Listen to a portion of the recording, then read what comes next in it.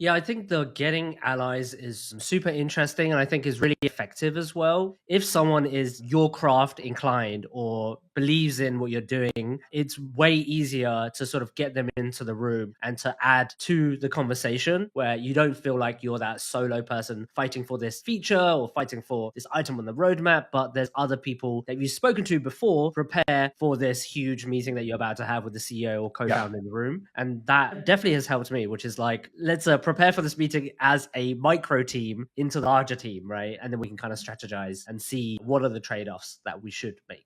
Absolutely. I've done this and I've seen this done very well. You can start with just a few people, right? You just need to like begin. What I think designers miss is we talk about high fidelity, low fidelity, and what we miss is no fidelity. PMs are really good at this. They're like, I have an idea. What do you think? And that is often enough to identify the people. There will be some percentage of people in the room that are like, that's really interesting. Let's keep asking questions in that direction. It's not everyone, but it's a few people who are like, this is really something we should investigate. My favorite case study of this is actually my manager at Airbnb. One of the coolest projects I got to work on was to redesign and rebuild all of Airbnb from the ground up in a year. It started off as my manager looking at our mobile website, being like, this platform is garbage. Like compared to gathered evidence. He did a great job of this. He looked at how our competitors, like they loaded much faster. He looked at our other platforms, like we had been investing in iOS for a really long time and kind of neglected the mobile website as its own unique platform. If we build a responsive desktop site, then we get the mobile site for free. The problem was that wasn't the case. Like we just had neglected it. And because it didn't perform very well, we made up some narrative. Like, well, that's because people aren't that committed. If they're really like motivated, they'll download the app. Just kind of made up some stupid rationale. People didn't invest, so it didn't perform, so it didn't invest, so it didn't perform. And it just like kind of spiraled. And so my manager went and said, firstly, everyone else is better than us. There's a huge amount of traffic to it. There's a lot of demand for this. It's like probably the lowest barrier to entry is if you don't want to go download a 300 megabyte app, you just want to check it out and see what it's like, probably go to the site. Might do it on your phone. And then what we did was we went to 3 back-to-back months. This was so fun. We went to China, Mexico, and Brazil and did research on how people travel. I was like on a flight every month going to a different continent. And there are people like, especially in Brazil, they travel like once every couple of years. They travel mostly domestically. They don't want Airbnb app on their phone all the time because they're going to use it in 2 years. And they're like, I would have to delete pictures of my kids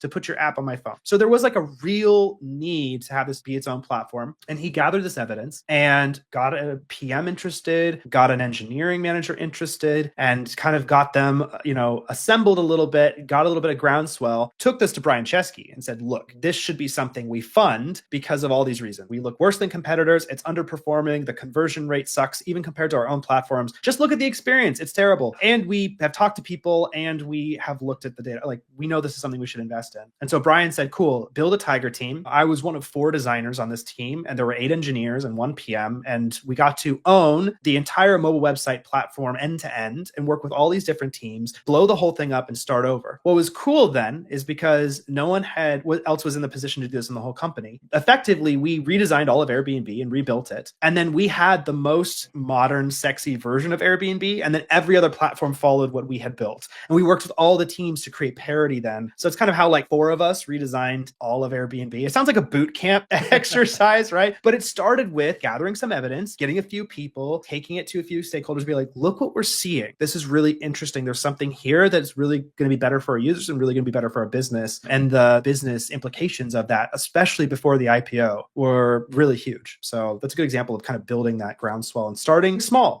starting with no mocks, starting with an idea, starting with some evidence and data, and then getting people interested. And ultimately we had like every team was involved with us because we were touching everything. And so everyone got involved, but it started very organically and started very small. Dude, that's such a cool story. And particularly, I like the get a Tiger team together and go work on it because it's like, hey, I don't need to use a lot of resources to get this moving. And eventually, of course, you said it rolled out to everybody and everybody was touching part of it, right? But he also approached it in a way that's, okay, it's important enough, but it's not the most important thing that the company needs to kind of like drop everything everything can do. That's really, really cool. A big part of that project for me was redesigning the whole booking flow. And it was like a 5-page flow that we had built, like 4 or 5 different teams on pieces of it, right? The payments team, the trust and safety team, there was a booking team, the growth team had components, and everyone had just like assembled this awful Frankenstein, and no one was really managing it end to end. And this project started as part of that mobile website project was, Ryan, we want you to redesign the booking piece. We've redesigned search, we've redesigned the homepage, we've redesigned the account page, we've redesigned all these things. Now the booking section's next. You're on this, go look and figure it out and see what you want to do. And so that started with me just going to those teams, asking a lot of questions, learning, and realizing, okay, I'm in this position to say, look, this is actually, when we look at it end to end, we look at it holistically and we zoom out, this is way worse of an experience than anyone realized because they were all so focused on their little pieces of it. And so that again started with me saying, like, look at some things I found, look at my discovery, made people aware. And then they were like, oh shit,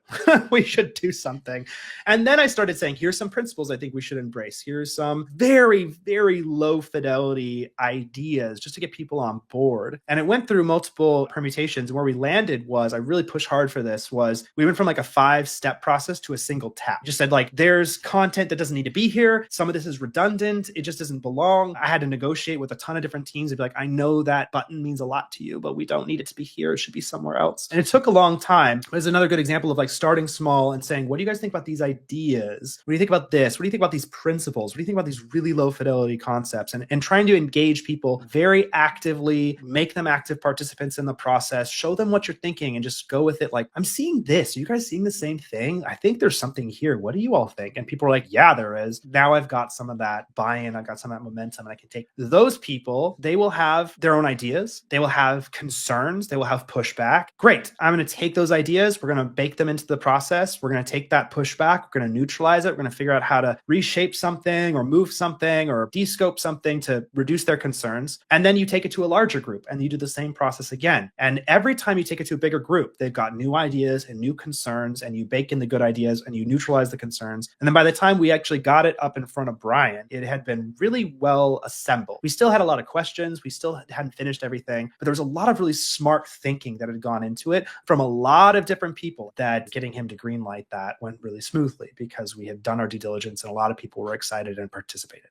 Yeah, that's amazing. And I think that's a good segue to our audience questions. Sometimes ROI can't be realized due to interdepartmental bottlenecks. What do you do when it's outside of your control, not implemented after months of work? This is tricky. If you don't launch something, you don't launch something. ROI is still the thing that's going to help determine whether something launches. There's 3 levers. How much value do we think this is going to produce? How much do we think this is going to cost? And how much risk is there? And if we don't have the right team in place, team morale is bad, like it's highly risky, we're not going to actually swing in and hit a home run here. If it's just going to require too much lift, it's not really worth it. Or if we don't understand the value, then it's not likely to win out. So usually I try to say, like, it's usually outside of your control. What you're probably getting at is, even in a portfolio, how do I articulate, like, I did all this work and then it didn't ship? That's a tricky situation. Sometimes what I would do is have some hypotheses on what metrics would have moved. Like, this is the human behavior we're changing. We were going to measure these types of things. It's just the reality that sometimes a fire pops up in another part of the business and you have to pivot. And that actually can be a good thing to demonstrate in an interview of, like, this didn't ship for these reasons because something else cropped up over here and we had to pivot, and that's okay. So I think that you can try to realize, so there's the doesn't ship and you're trying to still express it in your portfolio. There's the it does ship, but I don't have the perfect data. It's like, let's think about what are metrics that moved as a result of this project that I can talk about that were still good for the business. It's not always just the thing you're gold on. It's also a lot of other things move typically when you launch anything. And then there are also benefits to the business when you launch something or do work, especially for designers, that are not just about product metrics. If we organized a brainstorming session and we got the engineers and the researchers and PMs in the room for the first time ever, and now they all know each other and they know how to work together and they're more effective on the next project, that's still really beneficial to the business, that we've developed those relationships, we have that trust, we're going to ship better work faster next time as a result of the work we did on this project. Even though that project didn't ship, we still did it together and we still gained some benefit from it.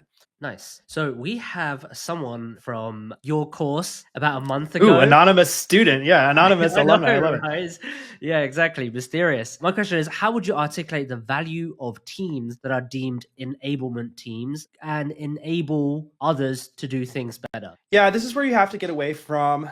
Want to listen to the full conversation? Click the video on screen now. Subscribe to the channel if you want to join us live. Oh, wait.